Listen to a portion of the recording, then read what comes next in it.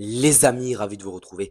Aujourd'hui pour une vidéo qui sera peut-être un peu plus courte que d'habitude. On va, évoquer le mercato hivernal et parler notamment, de l'AS Monaco qui est dans une quête désespérée d'un, numéro 9 en ce mercato hivernal. C'est vrai que, le club du Rocher veut pallier à la longue absence, de Folarin Balogun. La direction monégasque semble aussi, insatisfaite par les performances jugées, insuffisantes d'Embolo ou encore du jeune, Ileny Kena. Donc Monaco cherche un neuf désespérément et peut-être qu'ils ont enfin trouvé ce numéro 9. On va en parler juste après parce qu'il y a aussi eu l'option Kolo Muani. Adi Hutter en avait parlé en conférence de presse et c'est vrai que le coach autrichien n'a de cesse de rappeler et de mettre la pression sur son board en conférence de presse sur la nécessité de recruter un numéro 9 et je pensais que Kolo Muani, et je continue à le penser, constituait la meilleure option, mais c'est vrai qu'en termes de salaire ça paraît compliqué à prendre en charge pour Monaco et je pense que Paris est réticent à l'idée de lâcher l'international français à un concurrent direct, mais je pense que cette solution aurait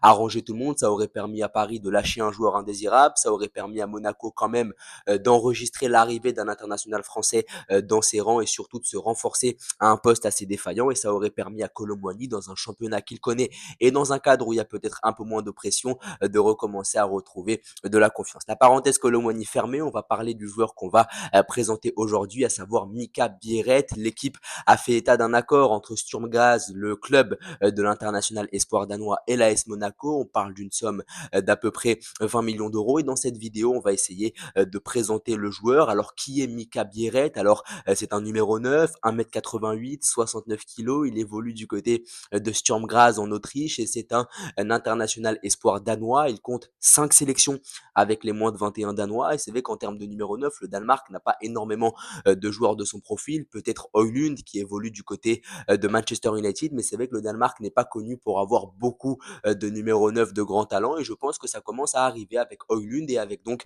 ce Bierret qui évolue du côté de l'Autriche. On va essayer de retracer le parcours de ce jeune joueur. Il a 21 ans, il est né à Londres, en Angleterre, évidemment, et donc il a commencé à faire ses gammes du côté de Fulham. Et en 2022, il a signé du côté d'Arsenal. Il avait alors 19 ans. Il est arrivé du côté de la Première Ligue et ça a été compliqué pour lui puisqu'il était assez jeune dans un grand club. Arteta n'en voulait pas vraiment, donc il a été successivement prêté du côté des Pays-Bas, du côté de l'Écosse. Il a un peu galéré sur ces années suivant son arrivée à Arsenal, puisque forcément c'est compliqué de s'intégrer à ce collectif-là d'Arsenal. Il a pas mal galéré. L'explosion, elle a eu lieu l'hiver dernier, l'hiver 2024, où il a été prêté par Arsenal du côté de Sturm Graz en Autriche. Et là-bas, ça a été l'explosion pour lui, puisqu'à la fin de cette saison-là, il a été champion d'Autriche. Il a été l'un des principaux artisans de ce titre-là et il a permis donc au club autrichien de se qualifier pour la Ligue des Champions donc cette saison. Et cette saison, il explose évidemment tous les compteurs du côté du championnat autrichien avec 11 buts, 4 passes décisives. Il a marqué notamment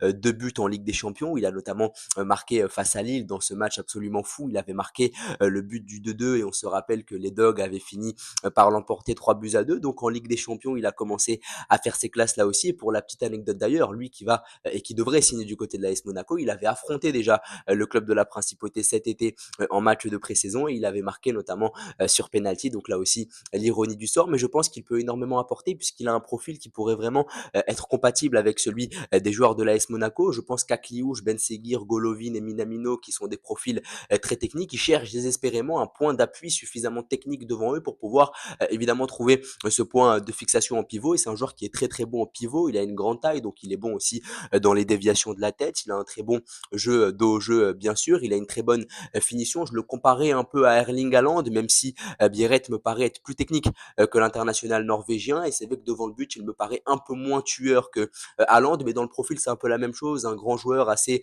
longiligne, bon dans la protection du ballon, pas un génie technique, mais pour sa taille, je trouve que techniquement, ce qu'il arrive à faire, c'est assez intéressant. Donc, je pense que ses qualités de jeu en pivot peuvent vraiment faire du bien à des joueurs de l'AS Monaco qui sont très bons techniquement et qui ont envie de combiner dans les petits espaces. Ça leur permettrait notamment sur le jeu long d'avoir un joueur qui est capable de contrôler, de se mettre dos au jeu et de leur remettre le ballon. Donc, je pense que ça pourrait vraiment être un profil très intéressant, notamment au niveau des centres. Akliouche, Ben Seguir, qui ont peut-être cette capacité aussi à centrer chacun en rentrant sur leur bon pied. Je pense qu'avoir un joueur de tête comme Biarritz, ça pourrait être intéressant. Là où ils ont peut-être moins cette option avec un joueur comme Mbolo ou un joueur comme Ileni Kena, par exemple. Mbolo, c'est plus le joueur qui va prendre la profondeur. Ileni Kena, il a des limites techniques, donc en point de fixation, ça peut être compliqué. C'est un joueur qui est puissant, mais techniquement, dans les petits périmètres, ça peut être difficile. Donc je pense que Biarritz, c'est vraiment la bonne option là aussi. International Esport danois, c'est 20 millions d'euros, c'est pas énorme, sachant que tu pourras le revendre derrière s'il est bon sur la prochaine saison notamment. Donc je pense vraiment que c'est une bonne affaire. C'est un joueur en plus qui a engrangé de l'expérience européenne, qui va en plus peut-être devenir international danois dans les prochains mois. Donc ça va évidemment augmenter sa valeur marchande. Donc je pense que c'est vraiment une très très bonne option. Monaco a besoin d'un numéro 9. Je pense qu'en termes de profil, sa capacité à jouer de haut jeu, elle peut être très intéressante pour les profils techniques dont tu disposes dans ton équipe. Il a des références déjà en Ligue des Champions. Il a d'ailleurs déjà fait mal à un club français. Donc je pense que ça pourrait vraiment être très intéressant. En tout cas, n'hésitez pas à me dire ce que vous en pensez, à vous abonner, à liker et à partager. Merci beaucoup.